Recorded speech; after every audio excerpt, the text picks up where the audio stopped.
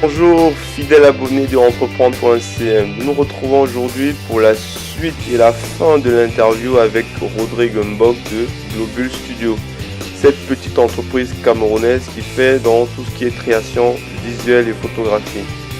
Alors aujourd'hui Rodrigue Mbok, son promoteur, va nous parler de ses difficultés, il va nous parler de ses perspectives et il va conclure cette interview magnifique. Nous espérons que cette vidéo vous plaira. N'hésitez pas à vous abonner sur Twitter, sur Facebook et directement sur notre site.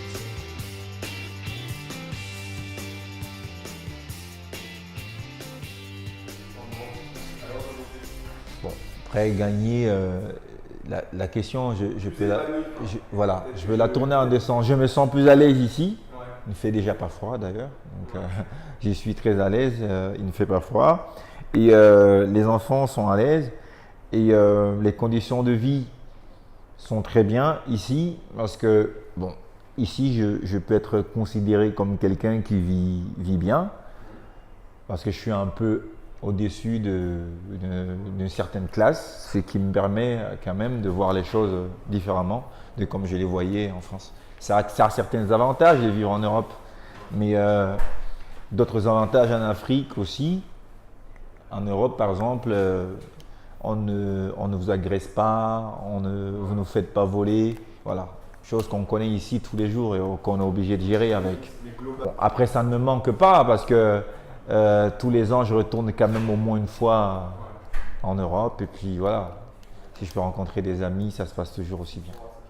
Bon, alors, ce qu'il faut savoir, c'est que moi, dans mon travail, je suis un peu un produit de l'Institut français. C'est-à-dire que j'ai fait mes premières classes par l'Institut français. J'ai toujours été en contact avec l'IFC. Et à chaque fois que j'ai un projet artistique, forcément, je vais le proposer à l'IFC. S'ils sont d'accord, on va le faire ensemble. Donc ici, j'occupe l'espace, pas personnellement, mais pour le projet pour lequel je coordonne. C'est le projet 4x4. C'est un projet de photographie qui tend à diversifier et à faire connaître, à répandre la pratique de la photo au Cameroun, déjà. Le projet consistait en gros à former pendant 10 mois des personnes qui sont passionnées de la photo ou pas. Et à l'issue des 10 mois, ces personnes ont pu produire des travaux qui vont être montrés à l'exposition du 12 janvier. Bon, alors j'appellerais ça concurrence parce qu'on est tous concurrents forcément quand on fait le même métier. Et donc, mais c'est bien aussi cette concurrence-là parce qu'elle peut être très constructive. C'est pourquoi d'ailleurs on a créé le projet 4x4, c'est pour fédérer autour du Cameroun une multitude de photographes pour essayer de créer un pôle de la photographie au Cameroun. Parce qu'on a beau faire la concurrence, mais quand on regarde à l'étranger, il n'y a jamais de photographe camerounais qui excelle. Voilà, donc est-ce que finalement la concurrence, est-ce qu'elle nous sert? Est-ce qu'elle ne nous sert pas? Donc au lieu d'être en concurrence, je pense plutôt que c'est bien de se mettre ensemble. Est-ce qu'il y a des événements de photographes qui sont organisés au Cameroun déjà? Très peu, très peu, très peu, très peu. Ou alors quand ces événements passent, c'est très peu connu. Pourquoi? Parce que les promoteurs sont des personnes juste des passionnés qui ne vont peut-être pas savoir monter un événement et qui n'ont pas autour d'eux tout l'amada qu'on connaît pour un gros projet ou pour un gros festival. L'une des premières difficultés, c'est que la photographie n'a pas un marché dans notre pays. C'est-à-dire qu'on reste photographe parce qu'on fait des photos de mariage ou parce qu'on fait des portraits des gens dans la rue, moyennant 2 ou 3 sous. Bon, il n'y a pas de réel marché. Déjà qu'en Afrique, le marché il est un peu clopant et qu'au Cameroun, le marché n'est pas encore considéré. Je prends un exemple tout bête. Tous les organes de presse qui prennent des photos, vous voyez des photos dans les magasins, donc quoi. Parfois, c'est des photos qu'on pique sur Internet. Parfois, c'est des photos où le photographe n'a même peut-être pas été payé ou même l'autorisation, on ne lui a même pas demandé. Et donc, c'est pour vous dire à quel niveau le marché de la photo est négligeable. Donc, après, dans la pratique aujourd'hui, quand vous êtes photographe et que vous essayez de photographier la rue dans laquelle vous habitez, ça vous est interdit. Voilà. Comment travailler dans un pays où on n'a pas les moyens de travailler? C'est très compliqué, c'est très difficile. Donc, faire une photo, Les gens pensent que le photographe est juste celui qui fait les portraits en la rue. Ça encore, ça peut être facile. Mais à partir du moment où vous voulez faire un vrai projet, montrer une rue, montrer une forêt, montrer votre maison, il vous est interdit de photographier. Très vite, vous avez les flics qui viennent vous dire non, photographiez pas, ne faites pas. Comment travailler dans ces conditions? C'est juste impossible. Voilà. Non, non, pourquoi? Parce que les professionnels qui vont pleurer près des pouvoirs étatiques vont pour leur gueule. Alors, moi seul aujourd'hui, j'ai les difficultés parce que je suis conscient de ça, je les vis au quotidien. Mais combien de personnes les vivent au quotidien?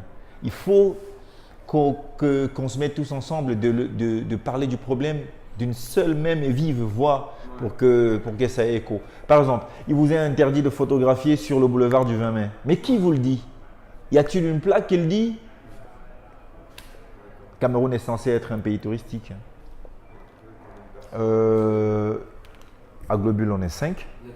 Et pour le 4x4, on a aussi une équipe.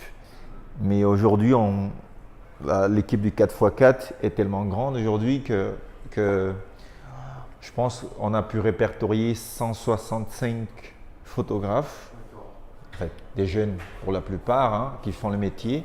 On essaye de les organiser dans les thématiques, différentes thématiques en fait. Je vais être un peu fermé sur ce coup-là parce que bon, ça c'est les questions qu'on entend souvent plus dans les pays où tout marche bien. Vous comprenez? Donc ici chez nous, si vous demandez à quelqu'un s'il sait ce qu'il va manger demain, il vous dira non. C'est aussi parce que dans les États africains, vous ne pouvez pas prévoir sur le long terme finalement. Parce qu'il y a toujours quelque chose, dès qu'il y a une guerre, c'est fini, tout part en couille. Dès qu'il y a la moindre meute, on casse. Dès qu'un deux voleurs ont repéré que Globule était une boîte où je sortais tous les jours avec les caméras, ils vont casser, ils vont tout prendre. Donc on essaye de se projeter comme ça, mais ça reste vraiment éphémère. Site web en construction, mais il existe déjà, vous pouvez me joindre par là. Facebook, on a une page. Rodrigue Bock, une page aussi, personnellement. J'aime assez être proche des gens. Hein. C'est-à-dire que j'aime briser les glaces et pour le moindre problème, pouvoir discuter avec des personnes, même si c'est sur des questions jugées bêtes. Je préfère parfois parler avec les gens. Donc voilà, tout à l'heure j'ai donné mon numéro de téléphone. Les gens peuvent me contacter via l'IFC, via les réseaux sociaux. Il faut taper Rodrigue Bock, vous me trouverez. Bonne chance et je vous souhaiterais aussi la même chose pour tout ce que vous faites pour l'entrepreneuriat. Merci à vous.